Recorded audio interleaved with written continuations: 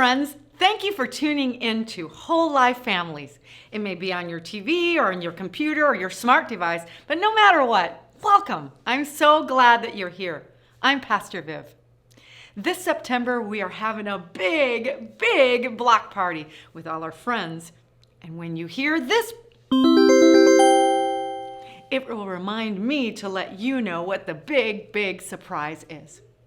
So during this month, we will be sharing stories of friendships in the Bible, and we'll see how their friendships connected to God's character. This week, we'll kick off the series in Ecclesiastes 4, where Solomon wrote, "Two people are better than one. They can help each other in everything that they do." Solomon goes on to remind us that it's like a three-string cord. When we are stronger, when we work together as friends. So bottom line, week number 1, choose your friends carefully. God designed relationships to make life a lot easier. So I encourage you to choose friends who will help you grow in your relationship with Jesus. Week number 2, we go into Samuel 20 for one of the most famous friendships in the entire Bible. That's the David and Jonathan friendship. These guys went through a lot together, from making a promise to help each other escape the dangers of Jonathan's own father, King Saul. Can you believe that? They show us exactly what it means to love each other as friends. Bottom line, friends love one another, just like David and Jonathan. Friends can show how they love each other by the way that they care for one another. In week number 3, we head to 1 Kings and 2 Kings, and we take a look at a really sort of different kind of friendship. That friendship was between Elijah and Elisha. So God knew what Elijah needed, and so he directed him to Elisha. Elisha walked alongside him all the way to the very end. So, bottom line, week number 3 is friends encourage one another. God wants us to take time out to encourage one another so we can build each other up. So we finish up September in John 21 with an incredible moment between Jesus and Peter. After denying Jesus 3 times, Peter was feeling so guilty and ashamed, but Jesus still had plans for Peter. So Jesus forgave Peter and restored that broken friendship. You know, when you put your faith in Jesus, he offers us that same forgiveness. So bottom line, friends forgive one another. It's not just accepting an apology and saying, "Oh, it's okay." No, it's knowing that God's forgiveness is incredible through Jesus. Oh, that sound reminds me of the big surprise I was supposed to tell you about. Are you ready for the big block party with your friends and family? Well, on September 26th, from 7:30 p.m. to 9:30 p.m., we're having a big block party right here on the lawn and parking lot of the Whole Life Church. You'll be getting free popcorn, gourmet popsicles, and each kid will receive a Whole Life string bag just like this, with lots of really cool stuff in it. Oh, and I forgot to tell you the most important part. You need to bring your mask and maybe a blanket or a lawn chair, because we have a ginormous movie screen coming. Friends, we cannot wait to see you at our big block party this September as we grow and learn in our relationship with Jesus. It's that sort of love that we can only experience through Jesus.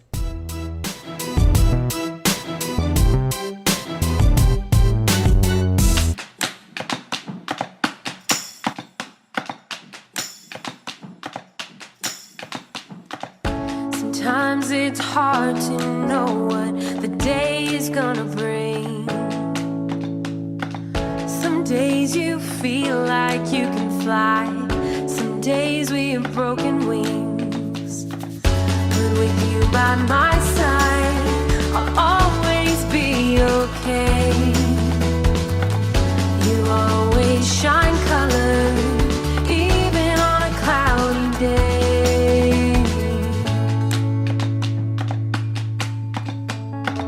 Sometimes we face trouble, we're scared and insecure. But with a friend like you, I'm always reassured that if I fall down, it's you that'll help me up.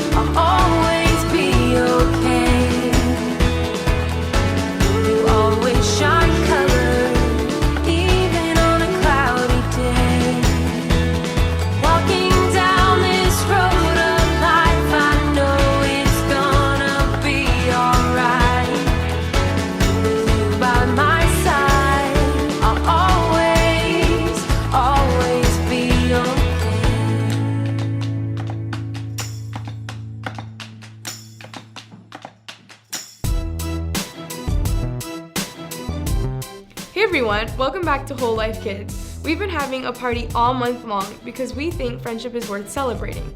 Friendship is using your words and actions to show others you care. Before we dive into the lesson, let's hear the memory verse from our friend Jacob. Friend loves at all times. They are here to help when trouble comes. Proverbs 17, verse 17. Thanks, Jacob. God's love means that we're forgiven and free. But let me ask you something. Does that mean our lives will always be perfect? Not exactly. Unfortunately, there are times in life when all of us get hurt. When it's our hearts that get hurt, that may be the hardest thing of all. Maybe you don't get invited to a party and the rest of your friends did. Or maybe you said something mean to a friend without thinking. Now their heart is hurt and you feel awful. What do? Well, just like bandages and medicine help heal our bodies, God has given us something we can use to heal the hurt of our hearts. He's given us the gift of forgiveness. God has a lot of experience with forgiveness, including the time it played a big part in the friendship between Jesus and Peter.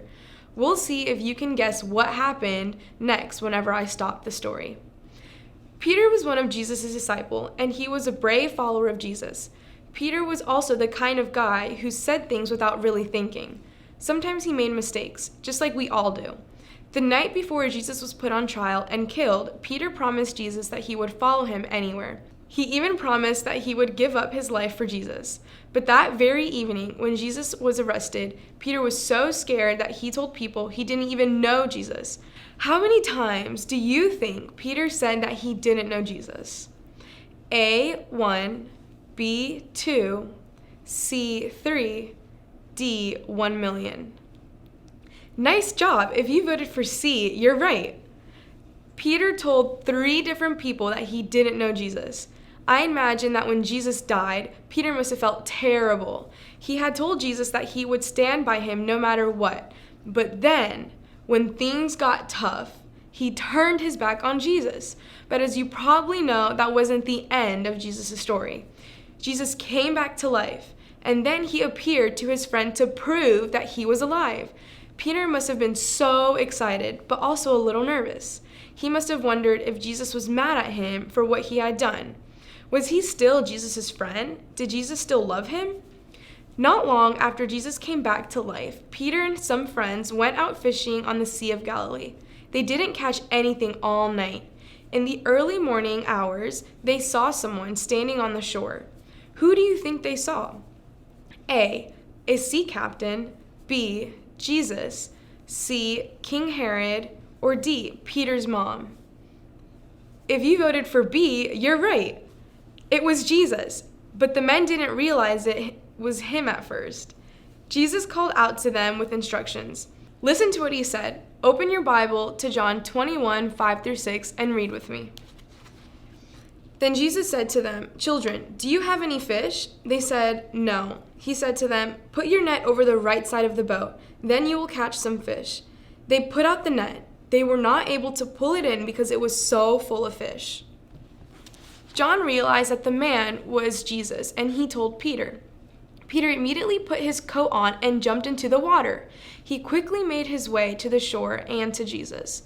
The other disciples followed in the boat, dragging the net full of fish. When they landed, they discovered that Jesus had started the fire and prepared breakfast for them. What do you think Jesus cooked for them?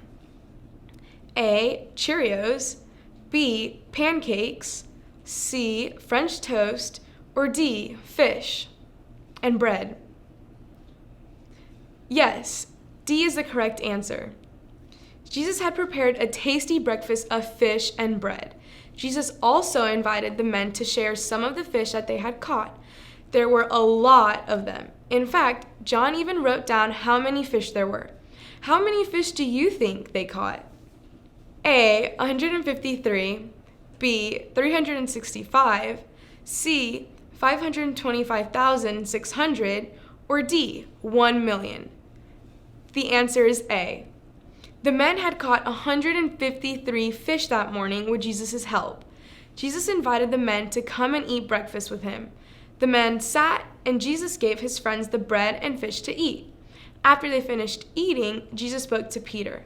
Peter was probably nervous since he'd said he didn't know Jesus not once, not twice, but 3 times.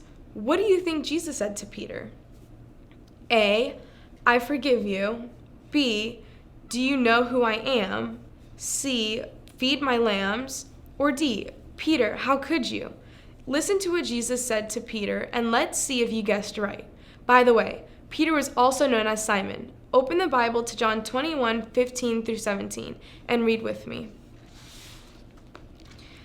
When they were finished eating, Jesus said to Simon Peter, Simon, son of John, do you love me more than these? Peter answered Jesus, Yes, Lord, you know that I love you. Jesus said to him, Feed my lambs.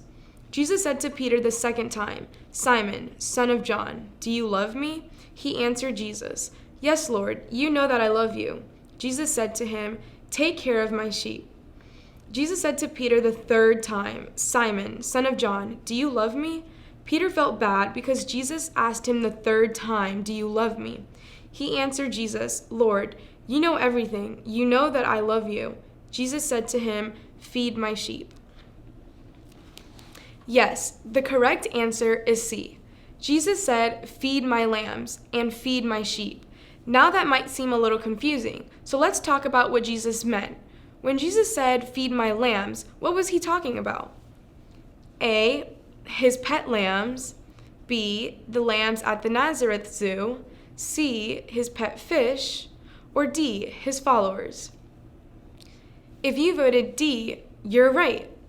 By lambs, Jesus meant his followers. He was asking Peter to take care of the people who were following him.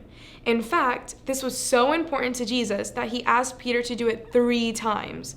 Then Jesus told Peter what was coming, that Peter would dedicate his life to following Jesus.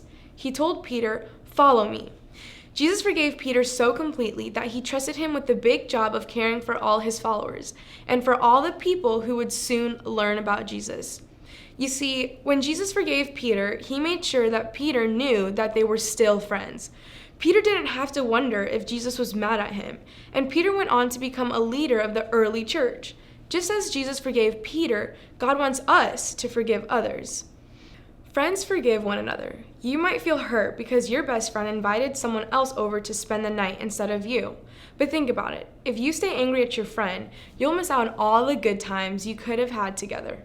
Or let's say you're mad because your friend hit you really hard with the ball when you were playing dodgeball. If you stay mad, you'll miss out on the truth that it was an accident, and your friend actually feels pretty terrible about it. Instead, you can forgive and choose to let it go. You can even forgive if the other person doesn't ask for your forgiveness. That doesn't mean you'll be best friends right away, but forgiveness frees you from being angry. It lets your heart heal. It opens the door for friendship. And the truth is, the next time it might be you asking for forgiveness. When you forgive, you treat others the way you want to be treated. Forgiveness is important, but at the same time, you don't have to keep hanging out with someone who keeps hurting you or making you feel bad. You can always talk with your parents or your Sabbath school teachers if you're not sure what to do about a friendship. I hope you guys join us again next Sabbath. Have a wonderful week. 17, 18, 19, 20. Oh. All right. There you go. Pin the tail on that donkey. Which way is it? It's right in front of you. Where? Oh, Yeah, I there you don't go. know. You I got don't know. I'm not going to be able to do this. Love this game. Oh. Hello? No, I can talk. Oh, that just means Goldie is stressed. Yeah, you gotta take him out of the fishbowl. Yeah, no, I do it all the time. You just take him out with your hand and hold him in your hand. Then you want to kind of rub his side, like go with the scales. Give him a little rub. Is that working? Okay, well, look into his eye and do some like breathing exercises. You want to try that? Fine. Can you just put Goldie on the phone? Just put the phone by Goldie. Let me talk to him. Hey, buddy. Hey, buddy. How you doing? You a little stressed? Let's do some breathing like we do, okay? Here we go. Ready? Breathe in. Breathe out. Good. Okay, one more. Ready? Breathe in. Breathe out.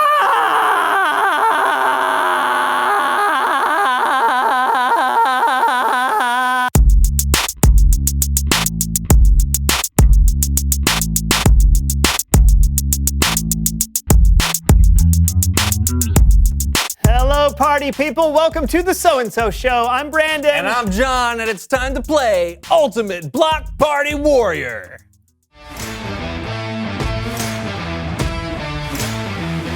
Hello, sports fans, and welcome to Ultimate Block Party Warrior.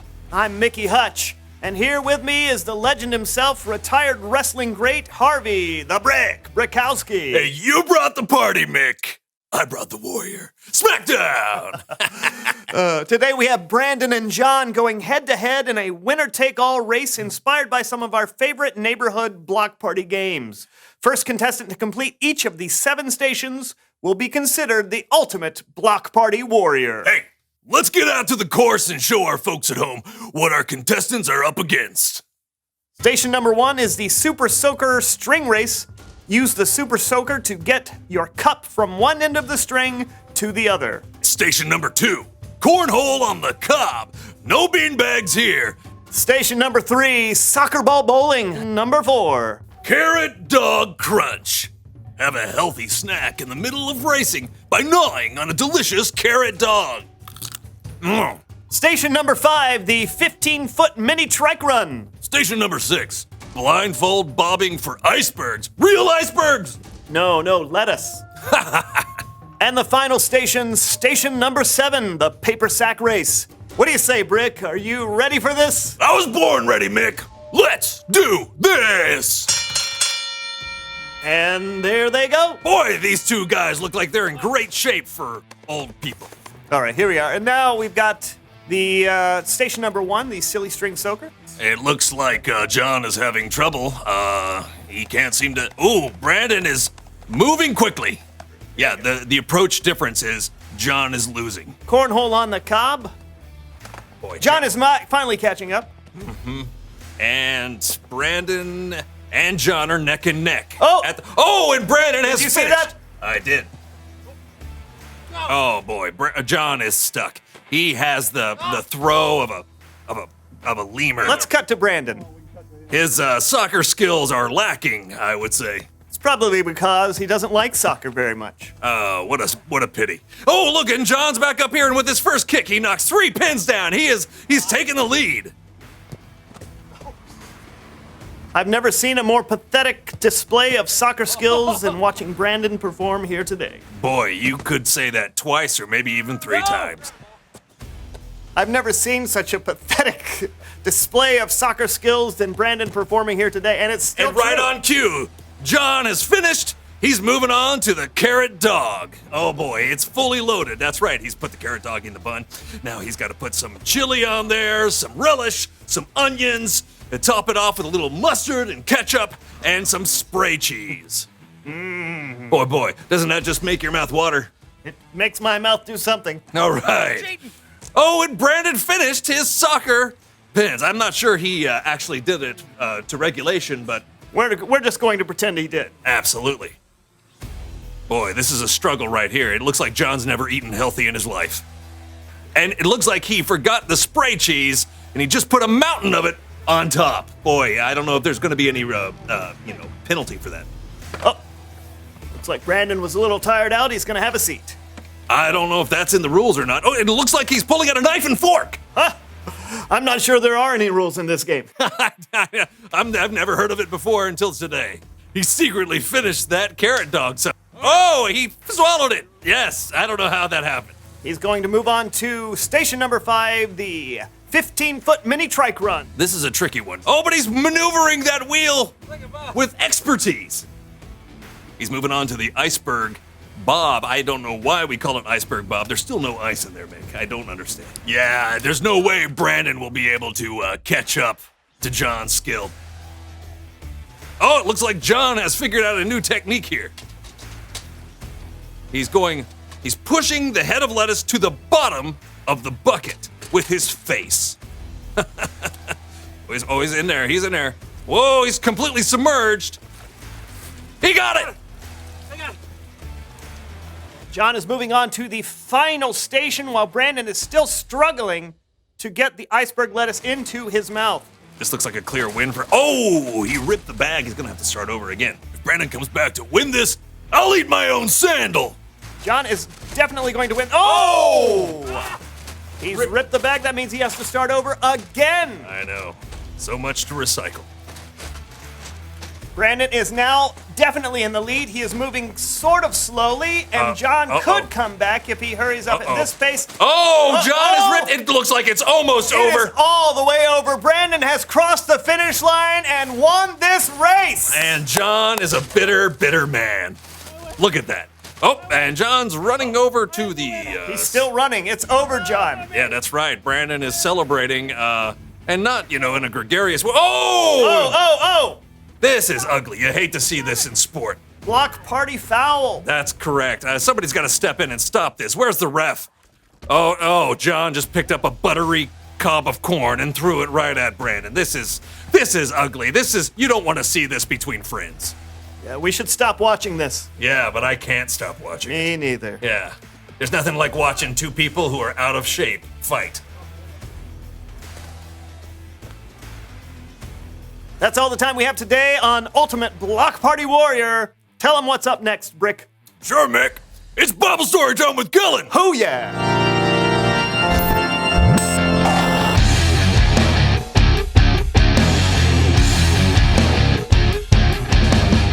Hey, fellas. Whoa! What is going on? Why did you soak me? You cheated. I did not. I was just You playing the ate game your like. carrot dog with a fork. So what? There's nothing in the rules that says. There's nothing in the rules. Is it? Okay, now Okay. you're just being. Okay.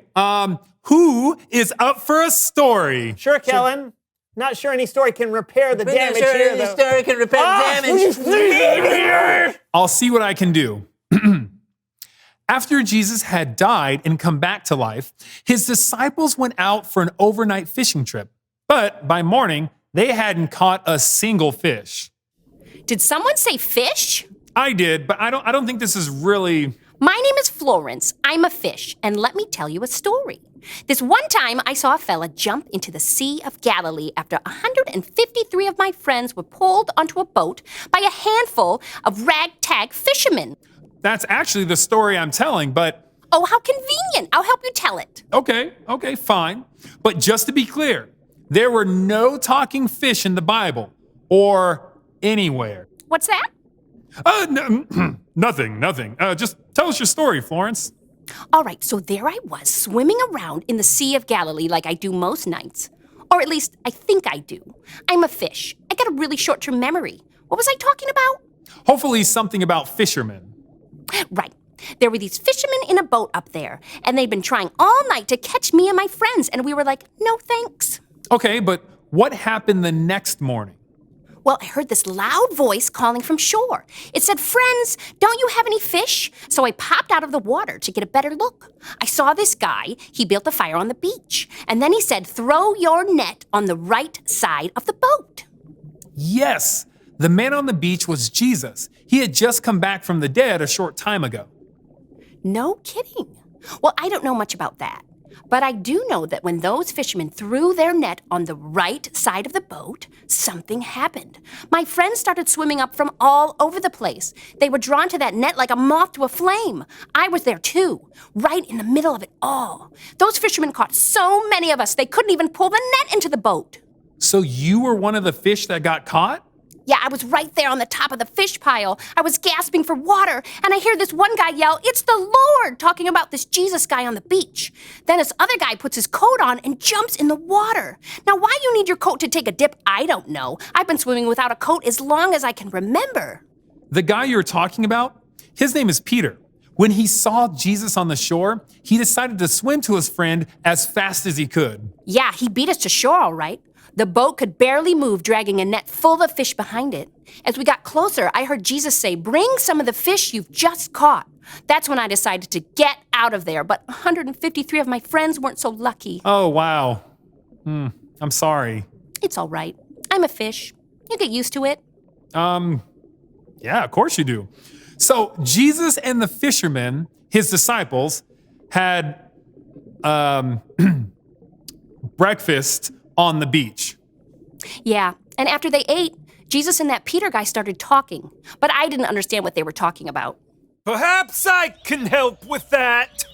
Oh boy, a talking rooster. Name's Chuck. Chuck the rooster, and I was with Peter the day Jesus died. Okay, we're doing this, but again, just to be clear, no talking roosters have ever existed. Ever. Yeah. Okay, Kellen, I get it. I'm a storytelling device.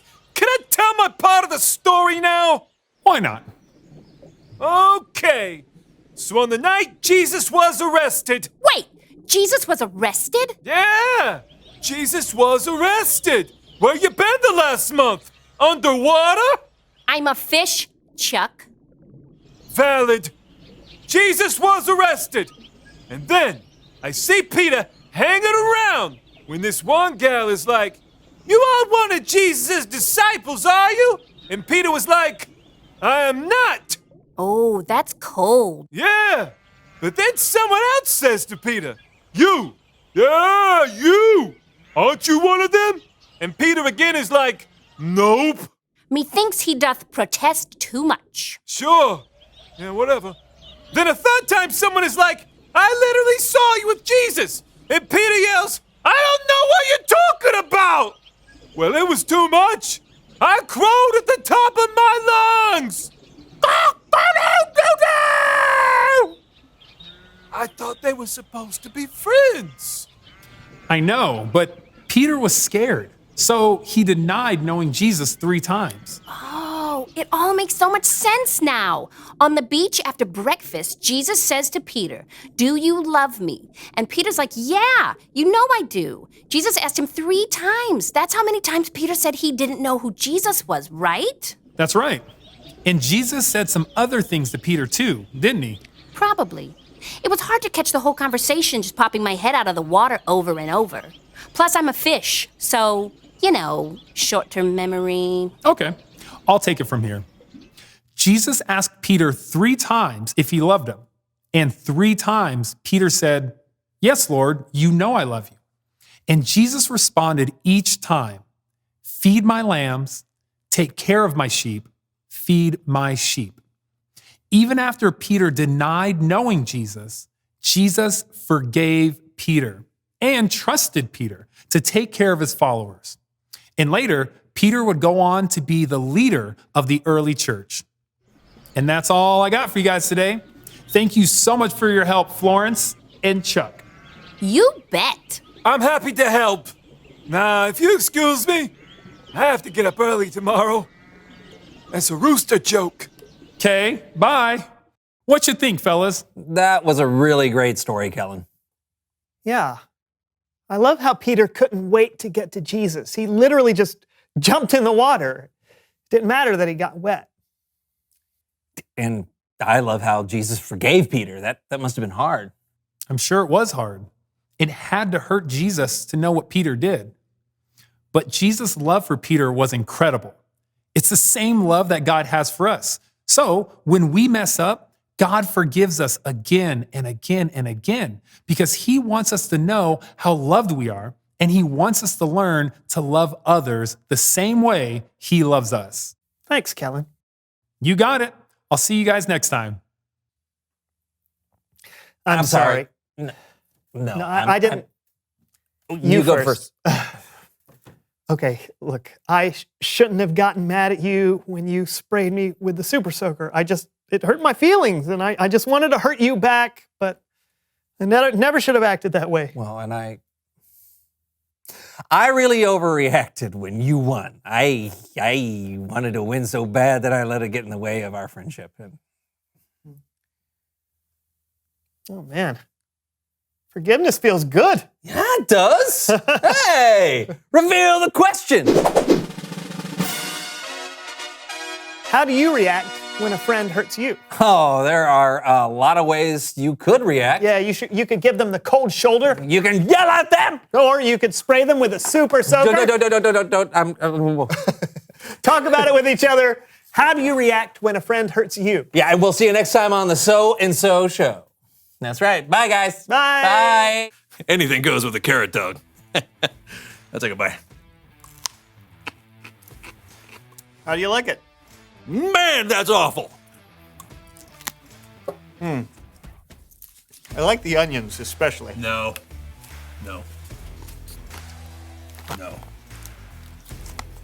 I can't believe I signed a contract to sell these things. It's a carrot and a hot dog bun. You put.